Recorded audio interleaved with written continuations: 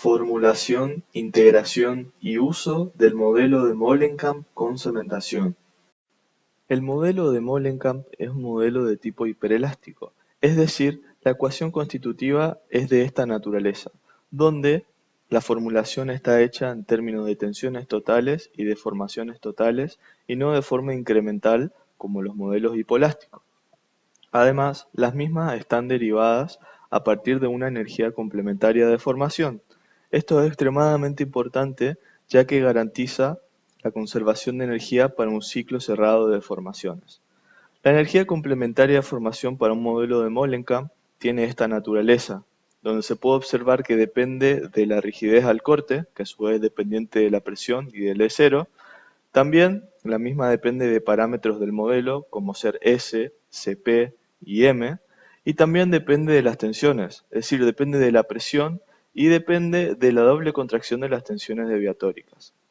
Este modelo se denomina modelo extendido, ya que la rigidez al corte fue extendida para tracción. Entonces, para un estado de compresión, esta es la rigidez al corte, donde se puede observar que depende de parámetros propios del modelo, pero también depende de la presión. Para el caso de tracción, la rigidez al corte es constante, como se puede observar, y también depende de un Gref que vamos a ver más adelante que para el caso de cementación, el mismo es dependiente del tiempo. Esta diapositiva ilustra cómo varía la rigidez al corte dependiente de la presión en función de los parámetros presentados anteriormente.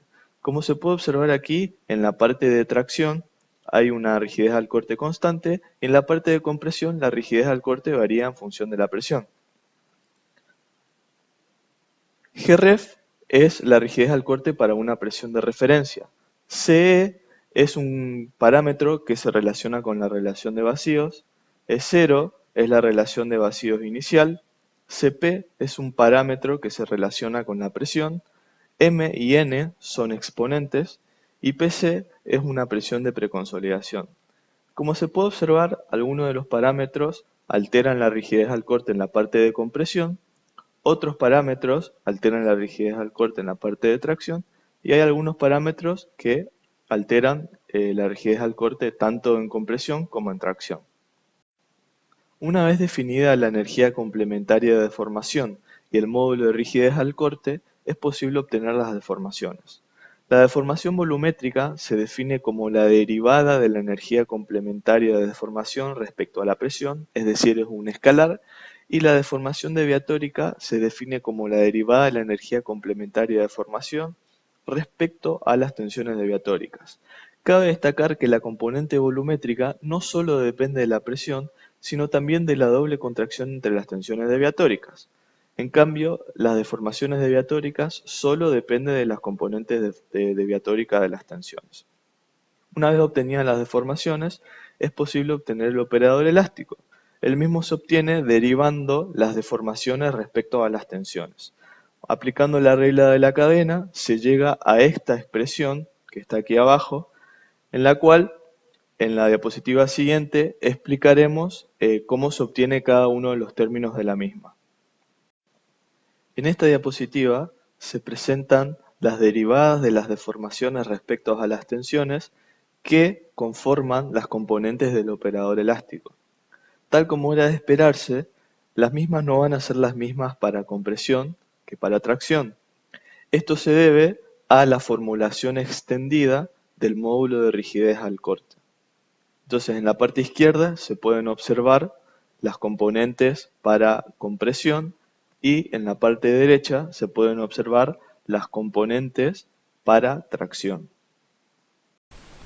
Una vez finalizada la formulación del modelo, se procede a explicar el algoritmo de actualización del mismo.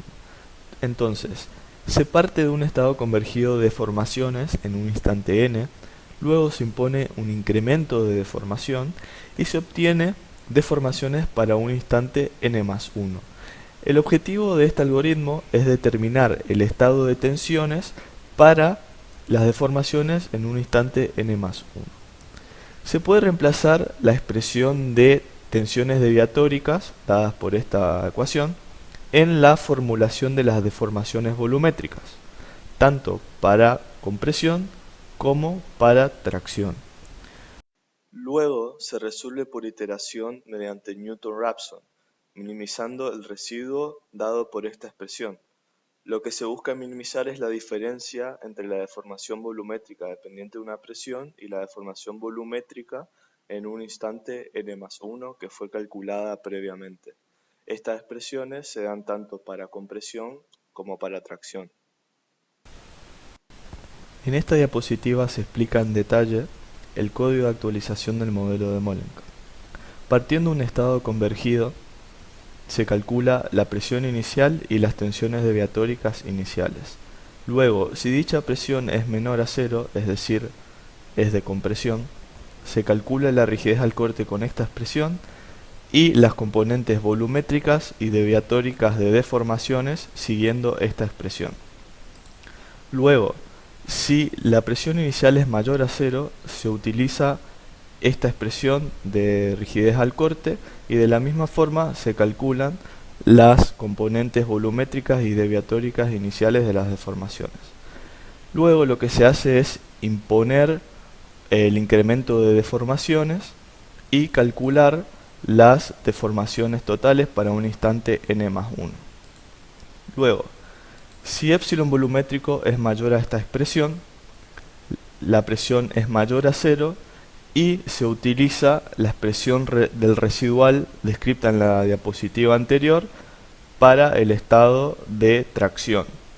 Luego se procede a realizar un Newton-Raphson utilizando dicho residual y la derivada de ese residual. Luego se actualizan las tensiones deviatóricas y finalmente se actualizan las tensiones y el operador elástico. En el caso contrario de que las presiones sean menor a cero, se utiliza el residual para estados de compresión descritos en la diapositiva anterior y la derivada del residual para este F correspondiente. De la misma forma se realiza un Newton-Raphson utilizando dichas expresiones y luego se actualizan las tensiones deviatóricas, luego se actualizan las tensiones totales y se calcula el operador elástico para el estado de compresión. Esta diapositiva explica la formulación de la cementación para el modelo de Molenka. Como se puede observar, para este caso, el módulo de corte de referencia es dependiente del tiempo, el cual depende de los parámetros de un módulo de corte inicial, un módulo de corte final, un TC, que es un tiempo característico, y tiempo, que es la variable. Luego lo que se hace es hallar el valor medio de este módulo de corte de referencia para un intervalo de tiempo dado por esta expresión. Este video ilustra cómo varía el Gref en función del tiempo para distintos valores de Gref inicial, Gref final y para distintos valores de tiempo característico.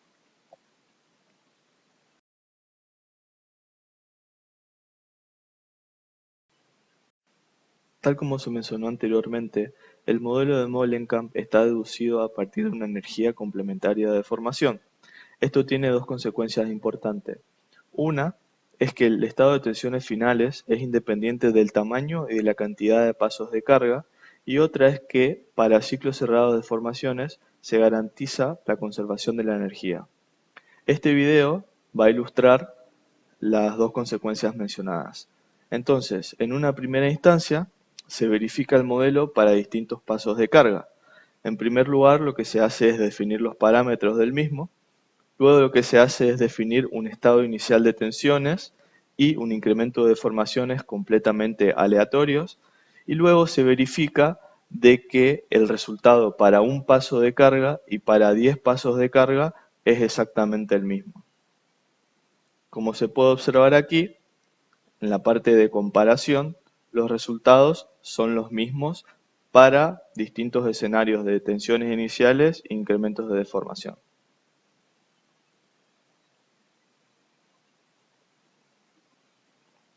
Luego lo que se hace es verificar el modelo para un ciclo cerrado de deformaciones. De la misma forma, se define un estado inicial de tensiones y un incremento de deformaciones aleatorio. Y luego lo que se hace es una carga en 100 incrementos y luego lo que se hace es una descarga en 100 incrementos y como se puede observar aquí abajo en la comparación, el estado de tensión inicial es exactamente el mismo que el estado de tensiones finales. El modelo de Molenkamp fue implementado en Plaxis como un User Defined Solid Model. Para este caso se ilustra el ejemplo de una base flexible utilizando el modelo de Molenkamp con cementación. Entonces lo que se hizo en una primera instancia fue dejar transcurrir un tiempo de 100 días para captar el fenómeno de cementación sin imponer ninguna presión ni ninguna deformación. Entonces, el primer paso de esta simulación, como se puede observar aquí, tenemos las presiones, deformaciones volumétricas, tensiones deviatóricas y el módulo de rigidez al corte, que inicialmente es de alrededor de 5.000 kilonewtons por metro cuadrado. Luego se deja transcurrir el tiempo y se puede observar que no hay ni presiones ni deformaciones, pero el módulo de rigidez al corte evolucionó de 5.000 a 13.700 aproximadamente.